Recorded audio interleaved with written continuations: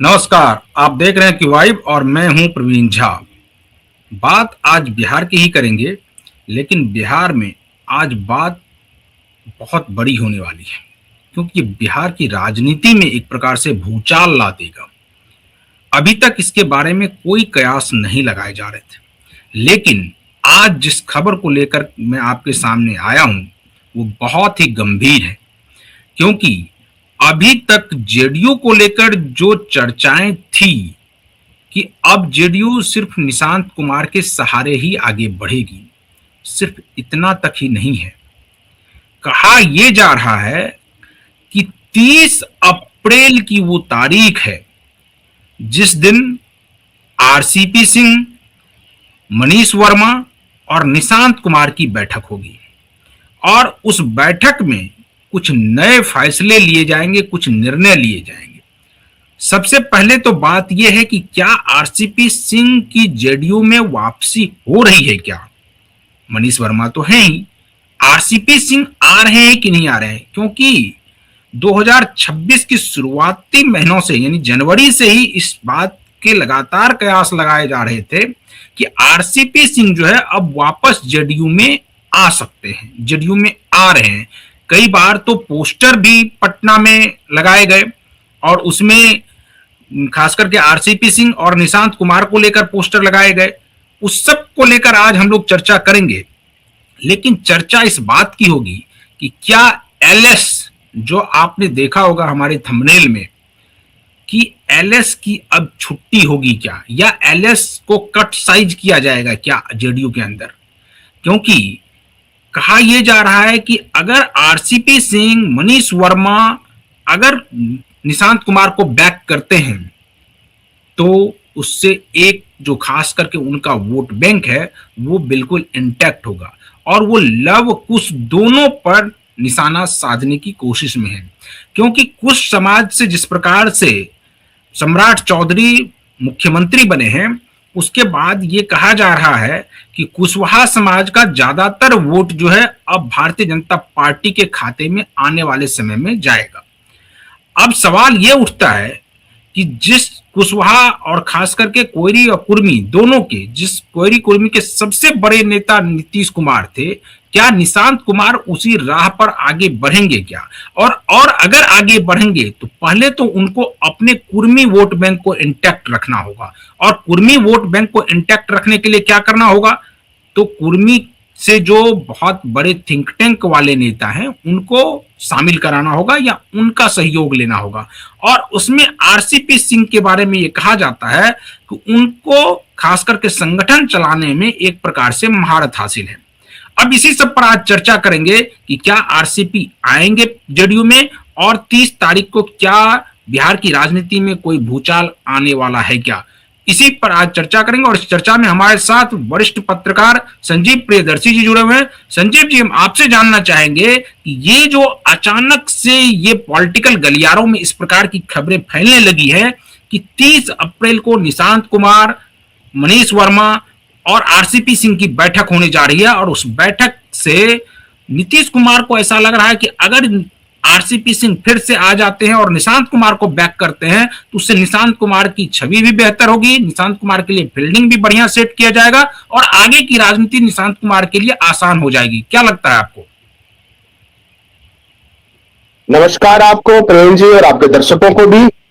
देखिए, निशांत की तो राजनीति है ही, लेकिन सबसे बड़ी बात यह है कि जनता दल यूनाइटेड के जो कोर वोट बैंक है यानी जो लवकुश है, उनको लगता है कि जनता दल यूनाइटेड को हाईजैक कर लिया गया और ये पूरा आरोप, देखिए इस आरोप में कितनी सच्चाई है ये तो वक्त बताएगा, क्योंकि बहुत सारे सवालों का जवाब वक्त के गर्भ में नहीं होता है, व्यक्ति नहीं दे सकता उसका जवाब।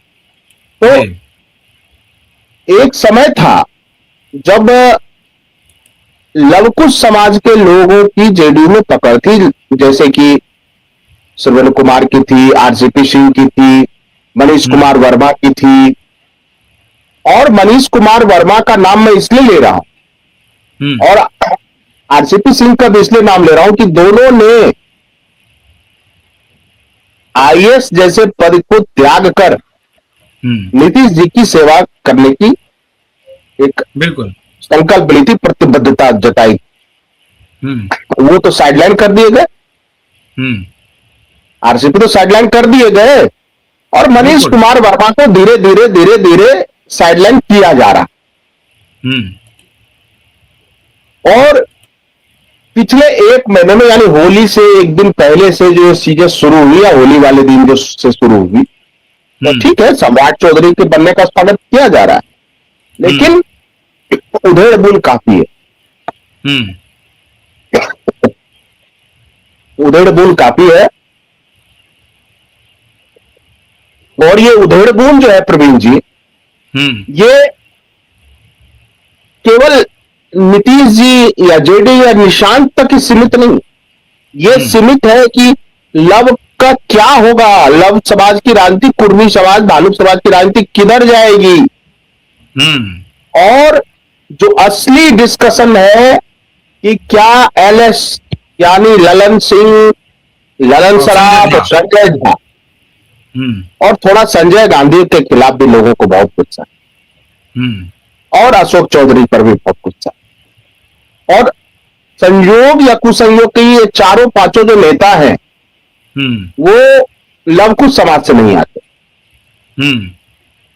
तो पार्टी को फिर से लवकुश समाज के झंडे तले खड़ा करना है, और पार्टी के में जो इमेज आ गया, और जो पार्टी के लाखों समर्थक हैं उनका ये कहना कि संजय झा और ललन सिंह ये सब कुछ तय कर रहे हैं, इससे कार्यकर्ताओं का मनोबल बहुत गिर चुका है। इसलिए एक फिर से रिन्यू करने की कोशिश होगी। रिन्यू जेडीयू को नहीं करना है, रिन्यू लव की ताकत को फिर से जेडीयू में एस्टैब्लिश करना है, इसको लेकर चर्चा है। और जैसे कि सूचना मिल रही है कि 30 अप्रैल को बैठक एक हो सकती है, जिसमें मनीष कुमार वर्मा होंगे, और जिसमें निशांत होंगे, और आरसीपी सिंह भी होंगे। और एक बात बताऊं कि मनीष कुमार वर्मा और आरसीपी बहुत ही क्लोज हैं, इसलिए ये तय मानिए, ये बैठक जेडीयू की राजनीति की दशा दिशा को तय करेगी। वैसे आज एक विधायक दल की भी जबर बैठक हुई है, और उसमें भी कई अहम फैसले लिए गए। नहीं, आपको क्या लगता है संजीव जी कि अब अगर आरसीपी सिंह के बारे में तो चर्चा बहुत पहले से है, लगभग पिछले 5-6 महीनों से ये चर्चा है कि आरसीपी सिंह आज ज्वाइन करेंगे, कल ज्वाइन करेंगे। अड़चन कहां आ रही है आरसीपी सिंह के ज्वाइन करने में?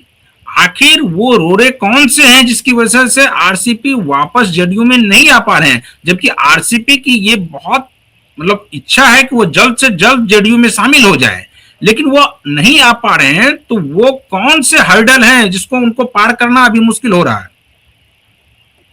देखिए, ललन सिंह ने लखीसराय में शायद बोला था, और मुझे लगता है 1 आध महीने पहले बोला था कि जिस आदमी ने 43 पे ला दिया जनता दल यूनाइटेड को, उसके लिए कोई जगह नहीं। और याद कीजिए, नालंदा की एक सभा हुई थी, और उसमें नीतीश जी मंच पर थे, ललन सिंह भी शायद मंच पर थे, और मंच के नीचे आरसीपी सिंह बैठे थे, और आरसीपी सिंह रो रहे थे, भावुक थे, लेकिन नीतीश जी ने उनके तरफ देखा था। तो हाँ, मैं ये नहीं कह रहा हूं कि आरसीपी सिंह की जेडीयू में एंट्री हो जाएगी, मैं ये नहीं कह रहा हूं वो, लेकिन बैठक हो रही है 30 अप्रैल को संभावित है, और इस बैठक देखिए भविष्य जो है जेडीयू का वो निशांत है, और निशांत तय करेंगे कि कहां कैसे क्या होना है। वो आरसीपी सिंह को बहुत सम्मान देते हैं, ये बता। तो रोका किसने? तो ये माना जाता है कि ललन सिंह ने रोक दिया, संजय झा ने रोक दिया, और ललन सिंह ने आरोप लगाया कि इन्होंने तो 43 पर ला दिया था विधायकों की संख्या को, तो बड़ी मुश्किल से हम लोग 85 पर लेकर आए विधायक। आपने कहा संजीव जी कि ललन सिंह और संजय झा ने उनको पार्टी में आने से एक प्रकार से रोका है। क्या इन दोनों नेताओं को ऐसा लग रहा है, या इसके इनके अलावा जो और ललन सराफ हैं या संजय गांधी हैं, उनको ऐसा लग रहा है कि अगर आरसीपी आ जाते हैं पार्टी में, तो आरसीपी पहले भी नीतीश कुमार के बहुत क्लोज रहे हैं, और अगर वो पार्टी में आ जाते हैं तो वो ना सिर्फ नीतीश कुमार के बहुत क्लोज हो जाएंगे फिर से, बल्कि निशांत के बहुत ज्यादा क्लोज हैं। और आपको याद होगा कि आरसीपी जब निशांत कुमार जेडीयू में उनके आने की चर्चा हो रही थी, उस वक्त आरसीपी ने कहा था कि निशांत कुमार को अब राजनीति में आ जानी चाहिए और उनको अब बागडोर संभालनी चाहिए। आपको लगता है कि ये एक बड़ी वजह है कि इन नेताओं को ऐसा लग रहा है कि आरसीपी के आने से उनकी स्थिति कमजोर हो जाएगी? देखिए, हाँ, ये निश्चित रूप से इनको खतरा होता है महसूस। तो मैं एक वहां पे जहां पे छोड़ा था जवाब, मैं दे रहा हूं जवाब उस बात पे कि जब ये आरोप लगातार लगाए गए कि 85 सीट पर हम लेकर आए जेडीयू को, आरसीपी सिंह तो 43 पे छोड़कर चले गए थे, तो आरसीपी का ये कहना है कि 43 सीट लाने के बावजूद भी तो 5 साल सीएम रहे नीतीश जी फुल फ्लेजेस। आखिर ऐसा क्या हुआ कि 85 सीट लाने के बावजूद भी नीतीश जी अब मुख्यमंत्री नहीं है? अब चलिए, उसमें जो भी मर्जी है नहीं है वो भगवान जाने, क्योंकि नीतीश जी की बातें पता नहीं चलती। बिल्कुल। तो ये आरसीपी सिंह का एक तर्क है, ये तर्क समझिए। और जहां तक संजय झा और ललन सिंह के पावर की बात है प्रवीण जी, वो जब तक नीतीश जी सक्रिय है तभी तक वो पावर है। जब निशांत को ही सब कुछ मिलना है, जय निशांत तय निशांत, तीर निशांत तय निशांत, तो फिर उसमें निशांत के कोर टीम में क्या शामिल है? अभी संजय झा ललन सिंह नहीं है, संजय गांधी नहीं है उसमें, कहीं कहीं अशोक चौधरी नजर आ जाते हैं, लेकिन मोरलेस वो भी नहीं है। उसमें है मनीष कुमार, मनीष वर्मा अलग हो गए, मनीष कुमार आईटी सेल देखते हैं। और उसमें आरसीपी सिंह को मुझे लगता है कि फ्यूचर में कोई ना कोई उनके लिए रास्ता जेडीयू में निकाला जाए। वो हो सकता है वो काम करते रहे निशांत के लिए, और 5 महीने 6 महीने के बाद अगर नीतीश जी मान जाए तो उनकी वापसी हो जाएगी, और उनकी वापसी के साथ ही संजय झा और ललन सिंह का पराभव शुरू हो जाएगा।